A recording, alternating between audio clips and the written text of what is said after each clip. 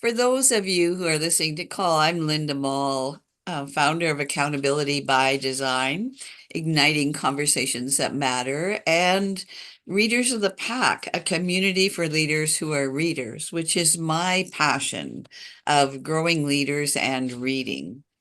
A warm welcome to the leaders who have joined us online this morning live, and to all those who are going to listen at some point in time. Save your questions for our guests today for the end of the show, and we'll have 15 minutes for you to be engaged in conversation with Jeff as well. If you would prefer, put them in the chat and Laura will share with them with everyone. And Laura Haynes is my co-pilot and will look after technical issues on today's call, as well as probably have some questions for Jeff. So welcome, Laura, and welcome to all our guests. And so happy to have you here today, Jeff. This has been on my list for a little while. I've loved the book. It sits on my shelf. It's a great resource. I used it this morning as I was in conversation via text with my grandson, asking some questions that needed to be asked. So I use it in many different ways. Looking forward to the conversation. It's a pleasure to be with you. Thanks for inviting Thank me. you. Thank you. So our first question always is, so knowing that writing a book is an arduous task, it's not for the light of heart, and launching a marketing campaign for a book even more so, why this book now? Why this topic? And what makes the book so relevant today? Three questions in one. Thank you. The book is trying to tackle a problem that I think is pervasive. And it is a problem that I have faced as a leader myself, and a problem that I have seen many other leaders who I have coached and advised and developed face. And so it just felt pressing. And the problem specifically is that the people around us, whether our colleagues, bosses, mentors, investors, customers, etc., they hold a tremendous amount of knowledge and information and feedback and ideas that they don't often tell us, that we don't fully find out. And if we could find out what they actually knew and thought and felt, it would be a massive breakthrough. We would make better decisions. We would save time. We would innovate. We would have tremendous relationships. And so, in addition to the problem being pervasive and painful, on the other side of that problem is a tremendous possibility. And so, I wrote the book because I've paid the cost of the painful problem, but I have also seen how possible it is to actually solve it.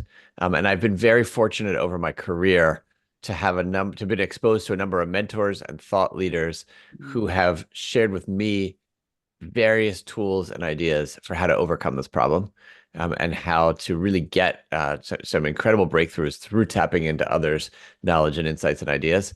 And after all those years, I felt as though it was time to pay it forward.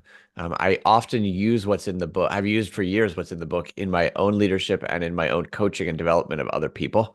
But I didn't see a single place where it was all put together and written down in a way that I thought was user-friendly. And so I wanted to try to do that. I think I might have only answered your first question. I'm not sure. So you might have to bring me back to one of the No, questions. I think you said why this topic as Yeah. well. Okay, good. And what makes it so relevant, right? And when you touched on withholding information, I know I've been guilty on occasion where I was afraid to share it or it just didn't feel appropriate or something, and was kicking myself later because something went sideways that I could have prevented, right? Yes. So Yes. that just, and that leads me to my next question is, why do people withhold information that's crucial to our success? Yeah. So I have obsessed over this question. If the knowledge and ideas and insights and feedback that the people around us have is so valuable, if it could help us, in fact, if it could help them to share it with us, why aren't they telling us? And as a leader, when I found things out only too late, I thought to myself, why did they not just tell me? Yeah. I could have helped them if they told me what they were struggling with. We could have made a better decision Mhm. if we had gotten their best ideas. Why are people withholding this? And so I delved into the research and I interviewed a number of people, and several big factors came up. The first is fear. Fear of the impact of what they have to say. Mhm. Maybe they're afraid that if they tell us, they'll look bad, they'll look stupid, something like that. We'll judge them. But they also may be doing it because they are worried about the impact on us. Maybe they don't want to see us get hurt. Maybe they don't want to see us get defensive. Maybe that would be unpleasant for them. Or maybe they worry about the impact on the relationship. Maybe it's going to put tension. So all kinds of fear of the impact is by far the biggest barrier. But it's not the only barrier. Another barrier to people sharing that surfaced is just exhaustion and fatigue. Mhm. People are so busy. People are so tired, especially in the years after the pandemic. People are just holding it together. It can take Yeah. time to say their thoughts. And then it can take time to have a follow-up conversation if someone wants to dig in deeper with them. And so it's just easier and simpler to not say anything at all. So that's another reason. A third reason or barrier is that people sometimes want to say it, but they just don't have the words to say it.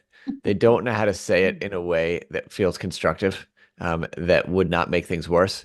And sometimes they don't have the words I discovered because the math doesn't work out. So in researching the book, I learned that people could think as fast as 900 words a minute, but people can only talk as fast as 150 words a minute. Mhm. So that means that we've got all kinds of thoughts going through our brain, but a very narrow straw to get them out.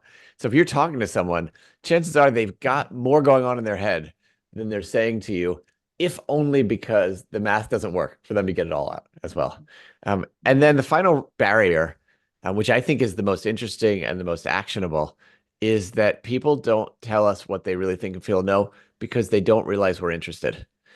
They don't realize that we actually value what they have to say.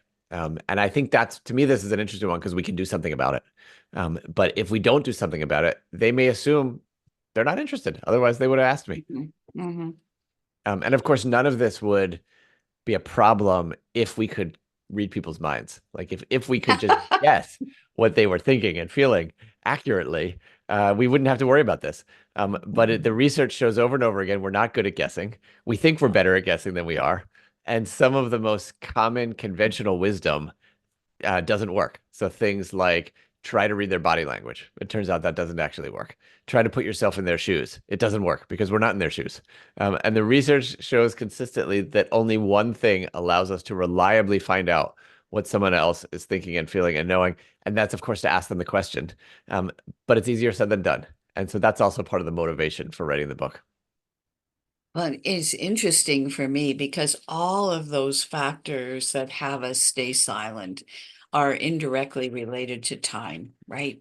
Mm, If I don't have the time to think my way through the conversation, to really think about what I want to say, to think about what they need to hear, to like all of that, it yes. comes down to time. And as you say, it feels like since COVID, we're really pushed for time. And so now I'm curious about what are the top curiosity killers that leaders have that inhibit our ability to ask the right questions at the right time. Yes. So maybe That first of all, feels like a magic bullet. yes. If we are realizing that what we need to do is ask questions to learn from other people. The first step in asking those questions is being curious. I talk about that as choosing curiosity. And Mhm. then you're asking the question, what shuts down curiosity? What are the things that kill curiosity? And in my research, three things surfaced that can really kill curiosity. And one of them relates to what you were just saying, Linda, around time. Time pressures, Yeah. pressures for speed, urgency. That can be one of the biggest things to shut down curiosity because we just go into decision mode and action mode and implementation mode, and all of that is not the same as learning mode. So one of them is this pressure for speed Mhm. generally really is in tension with curiosity. Second one is emotional hijacking. So if I am furious at my colleague for not doing what I thought she was supposed to do or what she said she was going to do, Mhm. or if I am really scared of something that I see in front of me, the Mhm. way that our lizard brains work is we go into fight or flight or freeze, um, but we don't go into find out mode. We go into self-protection. And so that's a second curiosity killer. And then a third one is just kind of like group pressures to either think or perform certainty. Like if I surround myself with people in Mhm. my team or my division, and we all have this one view of the strategy, or one view of our leader, or one view of this other team, there can be a lot of internalized pressures to say, yeah, that's how it is. Or yeah, and so anything that would start to question what we collectively think, um, it is countercultural. And so it takes us out of a mindset of even wondering what we might be missing. Mhm. Those are three of the biggest curiosity killers that I came up with in the research. It makes me feel so grateful because I'm surrounded by coaches, some of who are on this call, who are constantly asking questions and Yeah. challenging thinking. It's just a natural. I had a conversation with one this morning who's on the call, and it just it changes my perspective often. And I just am so grateful for that gift. So you state that curiosity powers our brain's learning engine. That was a Mhm. term that I loved when I read it. And you referenced three kinds of curiosity, which I had not read about before: connective, diversive, and epistemic. Yes. Is one, what are they? And is one more relevant to our conversations today than another? And why? Like, Yeah, so epistemic curiosity is just a fancy way of saying I'm really curious to deepen my knowledge on a particular topic. Let's say I'm really curious about the history of Russia or the mechanisms behind photosynthesis, different things like that. That, and you can see someone just go really deep. And that's an important type of intellectual curiosity. Diversive curiosity is the kind of curiosity of like, wow, that's interesting. Oh, that's interesting too. I wonder about that. And we're sort of like, diverted in lots of different directions. And that can be good for lateral thinking and innovation, all that kind of thing. But what I'm really focused on in the book is this type of curiosity that I call connective curiosity. And Mhm. connective curiosity is a deep desire to understand the internal world of someone else. What are they thinking? What are they feeling? What are they knowing? What are they up against? What has their life experience been? How are they experiencing me? All these different kinds of things that we can be curious about in regard to someone else. And the reason I call it connective curiosity is that kind of curiosity is not just about something that benefits me, but when I have that kind of curiosity, when I express it, it deepens my connection with someone else. It leads them to want to share more, to want to come closer, to realize that they matter to me because I care about them. I was thrilled to learn that the Latin root of the word curious is care, Yeah. and curious is really curiosity is really about caring about somebody else. And so that is the heart of connective curiosity. Mhm. And I think so. The next question is logical around you talk about we can choose curiosity. Yes. And I actually had conversation with my husband around this piece because he said, really? Like, because he is not as curious. And so how do we choose to be continually learning and listening to different perspectives, etc.? Like, Yeah. it doesn't feel easy. It's not easy. Just because it's a choice doesn't mean that it's an easy choice. No. But I do believe that curiosity is not just a trait that some people have and other people don't have. I mean, I believe we all have it in us. Um, we all started off really curious as kids. I mean, by the time kids are 4 years old, they're asking, 400 questions a day. Mm, And over time, we start, for various reasons that questioning and curiosity shuts down. Sometimes because parents get sick of the questions, sometimes because schools send kids the message that you're supposed to give answers, not ask questions. But it's mm, in us, and so I believe it's in every one of us. And part of choosing curiosity is about renewing that sense of innate desire to learn that we were all born with. And I say when we try to choose curiosity. Um, what we are doing is we're really centering one question in our minds anytime that we are interacting with someone. And that question is simply, what can I learn from this person? If you center that question in your minds, it starts to release the grip of certainty that your stories have on you. It starts to push away other questions like, how do I get them to do what I want them to do? Why are they so Mhm. stupid? How do I get out of here? Any all those other types of questions that are not really curious questions. If we Mhm. just bring ourselves back to what can I learn from this person, all of a sudden it opens up other questions that come into our minds. Questions like, what do they know that I don't know? What has their experience been? What are they seeing that I'm not seeing? How would they look at this situation? All of those questions start to open up when we just bring our intention to what can I learn from this person? No, and it's interesting that you went there because Sheldon asked the question, are there ways to build that curiosity muscle? And I think what I'm hearing is you could have this toolkit of questions that Yes. would hold you in a place of curiosity. Yes. And in the book, I introduce what I call curiosity questions, which are essentially questions that we can practice asking ourselves, especially in tough moments, to remind ourselves of the things that we might not know or that we might not be aware of. Mhm. So, questions like, what Mhm. might I be overlooking in this situation? Questions like, what might this person be up against that I don't realize?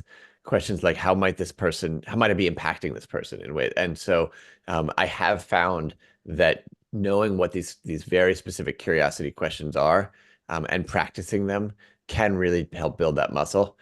I've also found, and a mentor of mine shared this term, which I love, curiosity is a team sport. And Mhm. so the more that we Ah. can be inviting people around us to help us get more curious, as opposed to collude with us on just what we're right about, Mhm. that can Mhm. be a way to strengthen the muscle as well. Mhm.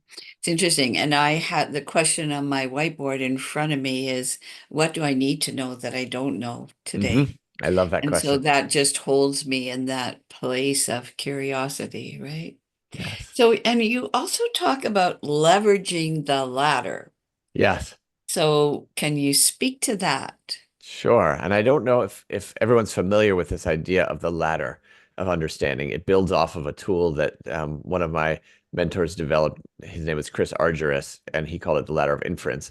But it's basically a tool for helping to understand how our minds work in ways that get us so certain that our curiosity shuts down. And just in a word, the way that this model works, or the way that what the tool kind of illustrates, is that anytime we walk into a situation, we are swimming in data. We are swimming in, what did she say? What did he say? What did I say? What is this person wearing? What's the temperature of the room? I mean, you could literally pick out 1,000 data points in any situation that you're in, if you were truly attending to every single thing that was going on around you. And if you did that, if you paid attention to every single data point going on around you, you would be completely paralyzed. But you wouldn't do anything other than just pay attention to all these different data points. It's kind of like the experience if you've ever walked down the street with a 3-year-old who sees, oh, there's a dent. Oh, that's a crack on the sidewalk. Oh, there's a leaf. How, it's completely cute and lovely, but you don't get anywhere. And that would be the same thing as if we were trying to pay attention to all of the data that we're swimming around in. And so, Chris calls it the pool of data that we're swimming around in. And so, in order to not get paralyzed, in order to literally be able to be sane and just move forward, we have to ignore almost all of that data, like 99.9% of the data that's going on, and just select a tiny fraction of that data. And that's the first step up the ladder when we select a tiny fraction of that data. The problem is this happens in microseconds. It's outside of our awareness. It's automatic, and we forget that we're ignoring all this other data. And so we assume that that tiny snippet of data that we've selected out of the pool is the totality of reality of what's going on. And then because we're human beings, we can't stop at the data point. We immediately have to make it mean something and interpret it. And so that's the next step up the ladder. Oh, that must mean she hates me. That must mean that they're doing that because she's selfish. That must mean any number of different kinds of things. And then we go up the next ladder, we reach a conclusion. And that is essentially our story about the person, what they think, what's their motivation, what's going on in the situation. And quite often, especially when it's a tense situation, our story sounds something like, they're wrong, I'm right. My job is to help them see why they're wrong and I'm right.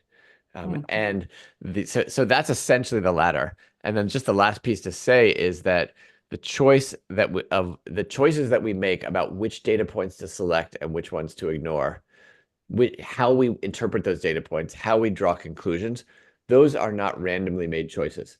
Those are choices that are influenced by what I call our stuff, our pre-existing biases, assumptions, worldviews, ways of being, and we essentially select data and interpret it in ways that confirms our stuff. Mhm. And so we end up reaching conclusions about someone that basically just reinforce what we thought in the first place.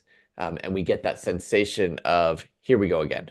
And so in Yeah. the book, I talk about this as a certainty loop, where essentially the stuff that we bring into a situation guides the story that we tell. The story that we tell reinforces our stuff, and we just stuck in the certainty loop. And this is not limited to conflict situations. This is just day to day. I think like Yeah. 90% of the time we were walking around, all of us stuck in our certainty loops, not even realizing that we're stuck in them. And so that's where these curiosity questions I have found can be so helpful in just kind of injecting a little bit of provocation into our stories, enough to loosen the grip that they have on us so that we can put ourselves in a position to learn more. Mhm. It's really interesting because, as you say, we all live that in every hour, every minute of our day. It's going on automatically. And I just read someone else's book this morning that if we just took that pause to reflect on what's happening in our body, what are we responding to, what's triggering it, what's right, what's wrong, like just do that self-analysis, we could prevent some of that. Totally, totally. But are there other ways to interrupt that process? This is also where um, the team sport comes in, where we can invite people to say, "What am I missing?" Hmm. I talk a little bit about in the book about how um, we can even use AI to help us. And so That if was you go interesting. into your favorite chatbot on AI and you say, "This is what I think about this person or this terrible situation or this terrible politician," or whatever it is, and then you just add the question, "What might I be missing?" and invite AI to Mhm. offer you a different perspective. You can do it in the privacy of your own office or your own home. You don't have to, feel anything in terms of how other people would experience you or whatever. It always provokes something. And you may not agree with what it says, but it's a great way to loosen up the story. I tried Um, it. you tried it, and what was I your tried. experience? It was it was insightful. Some of Uh-huh. it I thought was, what, really? And some of it I thought was, I didn't think of that. Different Exactly. perspective, right? Yeah. But Exactly. it was weird. Yeah. Yeah, yeah, It yeah. was fun too at the same I time. agree. I agree. Yeah. Yeah. And so in chapter 6, you use a term that has been part of my life forever. I had a mentor many years ago who used to say to me, just listen to learn, Mhm. Linda. Just listen to learn. And you use that term in that chapter. So talk a little bit about that. How do we Absolutely. know what someone is really trying to tell us? Like Yeah. what's underneath the words or yeah. So listening to learn is another of the five practices of the ask approach. We talked about the first one, which is choose curiosity. And just to connect the dots, to get from choose curiosity to listen to learn, number two is make it safe for the other person to tell you a hard truth. Number three is pose quality questions.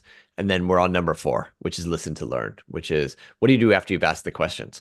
How do you actually hear what someone is really trying to tell you? And first of all, listening to learn is about an intention that you bring to listening, because listening to learn is very different than listening to figure out what you're going to say next, Mhm. or listening to look smart, or listening to prove a point, or listening to get someone to do what you want them to do. Those are all different intentions of listening. Listening to learn is really to say, what I'm here to do is to learn. And I find that actually, even just the idea that that's my intention in a conversation can be liberating. Because if I'm sitting down with someone and I'm pretty sure I'm not going to agree with what they have to say, and I'm pretty sure that that we might have a conflict. But if I say to myself, all I'm trying to do in this one conversation is just learn where they're coming from, nothing else. I'm not trying to move them. I'm not trying to convince them, argue, whatever it is. Um, that lowers the stakes for me. And it's a much easier, much more spacious, much more relaxed way to have a conversation. Chances are they will also want to learn more from me too, if I'm bringing that intention to them as well. But even if they don't, just listening to learn, I find it incredibly freeing. Mhm. And then the question is, what do we listen for? And one of my other amazing mentors was someone named David Cantor, who was a pioneer in the field of family systems therapy. And Mhm. he brought family systems therapy to and the concepts of that to the world of teams and organizations. And he talked about how people communicate in different languages. And he named three different languages that people communicate in. One is the language of content. So people are talking about facts and figures and logic and assumptions and propositions and meaning, all that kind of stuff. A second is that people are communicating in the language of emotion, being, what they express, what they display, their fears, their hopes, their angers, all of it. And a third language is the language of action. People communicate in the actual acts that they undertake and what they actually do. And one of the ways that people miss each other is that if you're communicating in the language of action and I'm listening through the language of emotion, I'm not going to really get what you're trying to tell me or what you're trying or what you're saying. And so part of listening to learn is understanding that these are three channels that we can be listening through. We can listen for content, we can listen for emotion, we can listen for action. We can become aware of what our dominant one is, and then we can begin to train ourselves to say, how do I listen for the other ones? Almost in the way that I think a music aficionado would begin to train themselves to listen for the percussion and listen for the harmony and listen for the vocals. And they can isolate each one, but when they put it together, they hear something so vastly different than if they're just listening for one of those or with an untrained ear.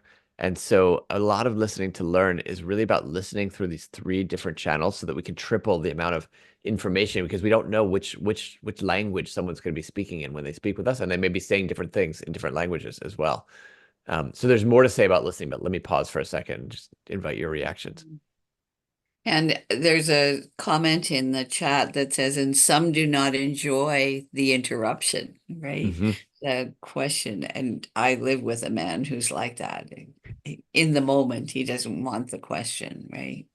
Yeah. Yeah. Um, so yeah.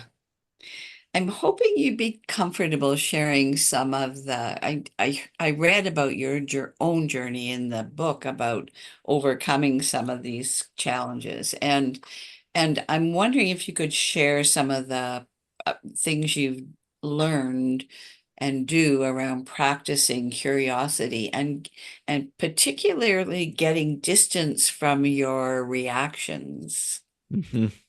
to get curious, right? How do you separate? How do you get distant from that? Yeah, I think, we talked about this as one of the biggest curiosity killers is emotional hijacking. And just like any other human being, I can get emotionally hijacked too. When something doesn't go my way, when I, my expectations are thwarted in some kind of way, when I get scared, my amygdala, hijacks me just like everyone else's does as well. And I learned this from Kim Scott, who wrote Radical Candor.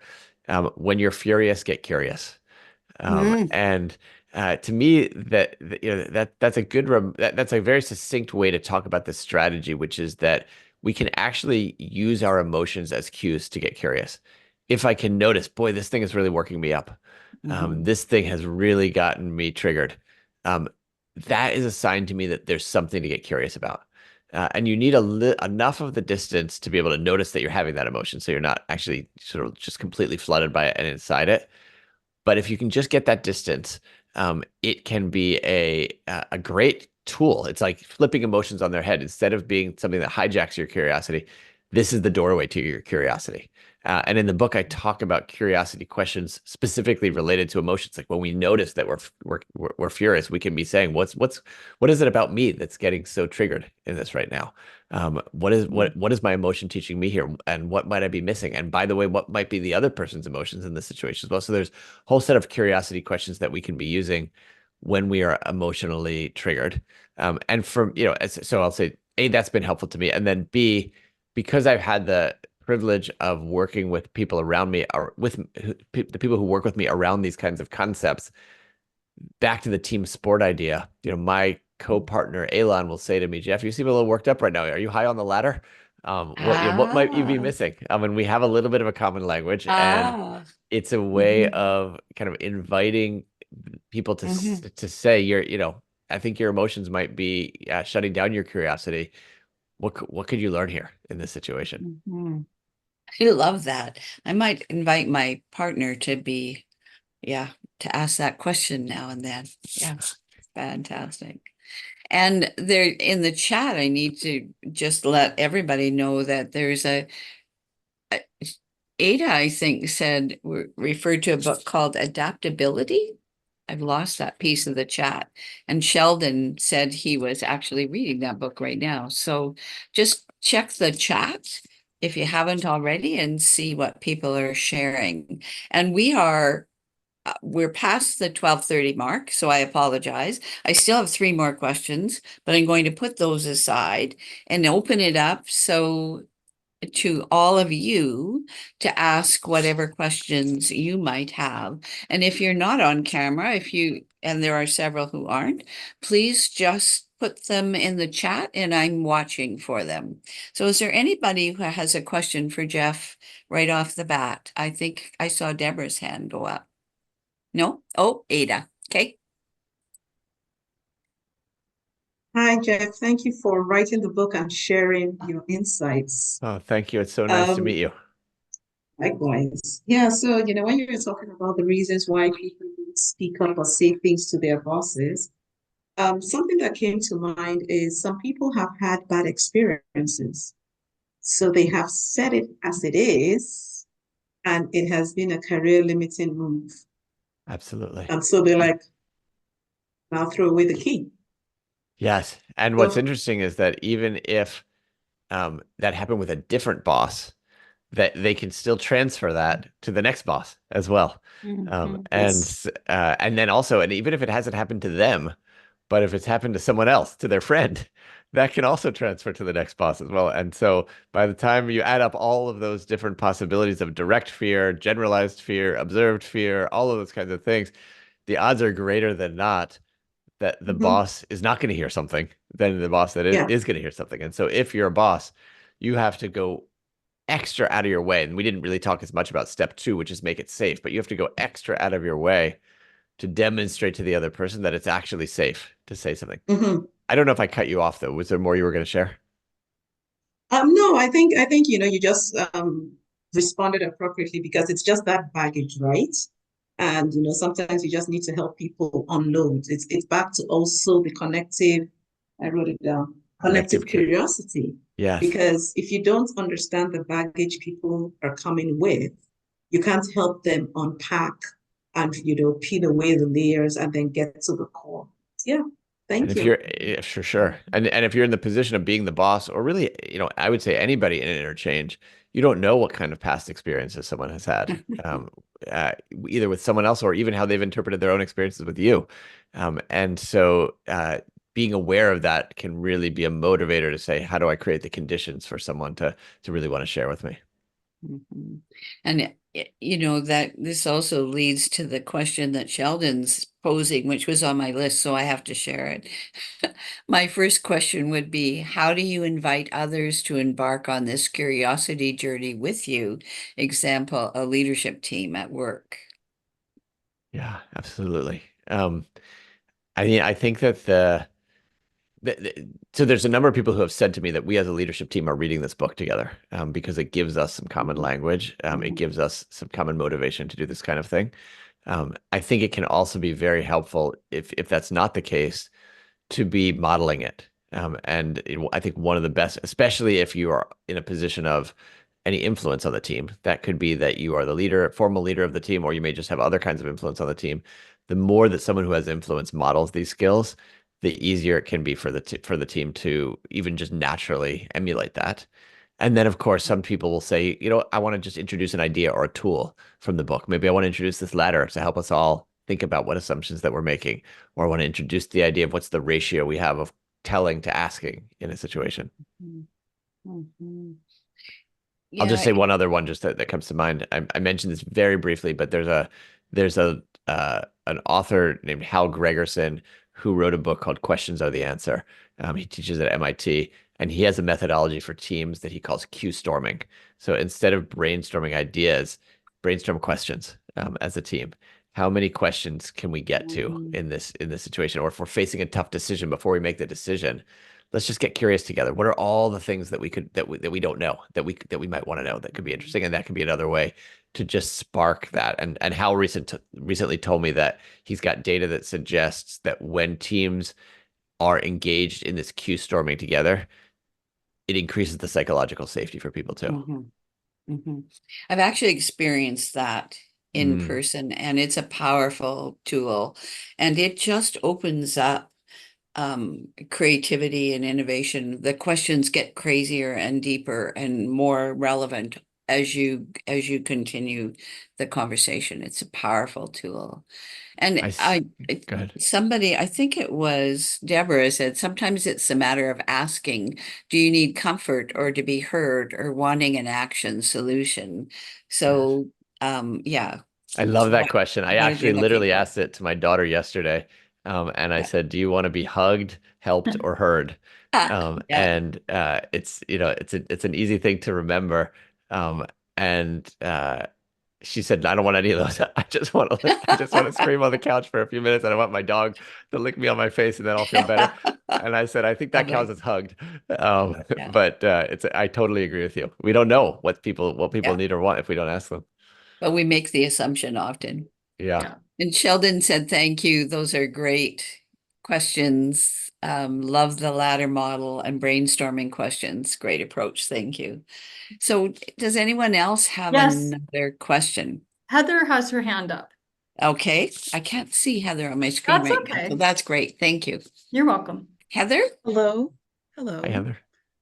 Jeff, it's really great to meet you. And thank you again for writing this book. I Thank you. have made so many notes. And my question has to, well, and I would also agree with the modeling on the parenting side, because the more I get curious with my kids, the more I learn. And the less I talk, the more info I'm treated to. I mean, depending on the day. So, Exactly. yeah.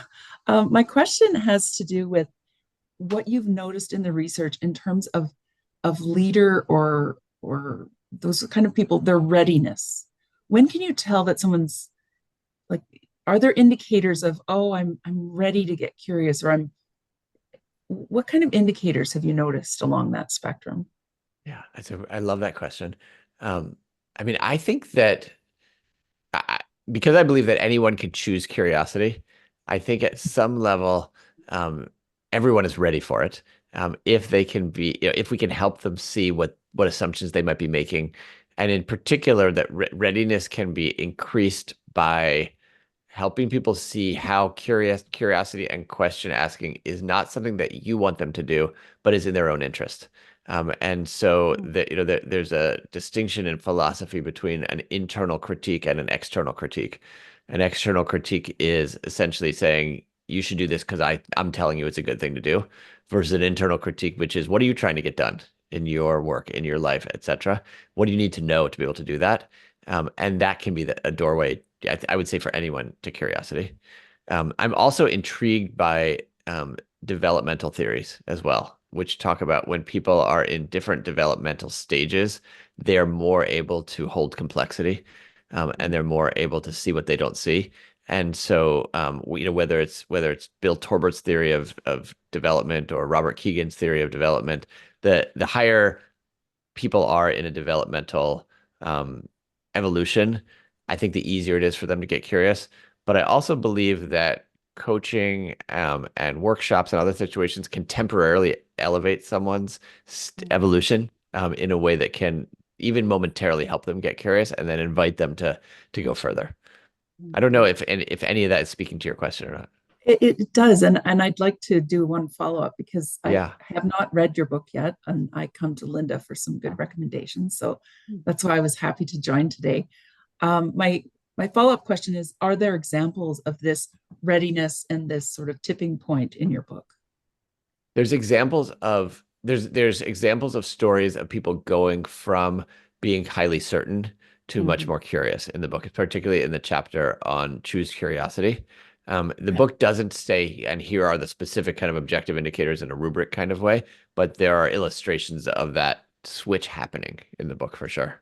Wonderful. Thank you very much. Yeah. I'm sure you're going to enjoy the book, Heather. It will be in my mailbox for you to read if you want. Yeah. So we are almost at our time. We have 2 minutes, so I need to wrap this up. If others have questions and you want to put them in the chat, I can share them with Jeff after and he can find the answers. We are recording this, so we'll share the recording, we'll share the PowerPoint, we'll share Jeff's bio. We intentionally don't spend a lot of time up front on a bio or who this man is, because we want to get the richness of his wisdom. And you've shared that immensely today, Jeff. Thank you. And I have one final question. What's next for you and Transcend, the company Yes. you're founder of? So Transcend works with school communities all around the US, trying to essentially build the kinds of learning environments that can help kids get more curious, that can help kids identify their purpose and their passion. And so we are doing that more and more. I'm actually spending some time thinking about what might that look like internationally as well. And then more broadly, as it relates to Ask and the book, I'm trying to get the word out. I'm trying to help people see it. And I'm also engaging with organizations and teams who want to build this capability more directly in their work together. And so I'm working with a handful of places. I'd be delighted to, to hear from others who are interested in going deeper on this material too. Mhm. Lovely. I think there's a need where we have a 14-year-old who's floundering right now, a grandson. And when I was reading the book, I was wishing that that was part of any curriculum he'd been I part of. totally agree. I So totally agree. yeah, would it be a lifesaver for sure. Mm. So thank you. And as we close today, I just can't say enough about how grateful we are you've shared your precious time and all of the wisdom that you've shared.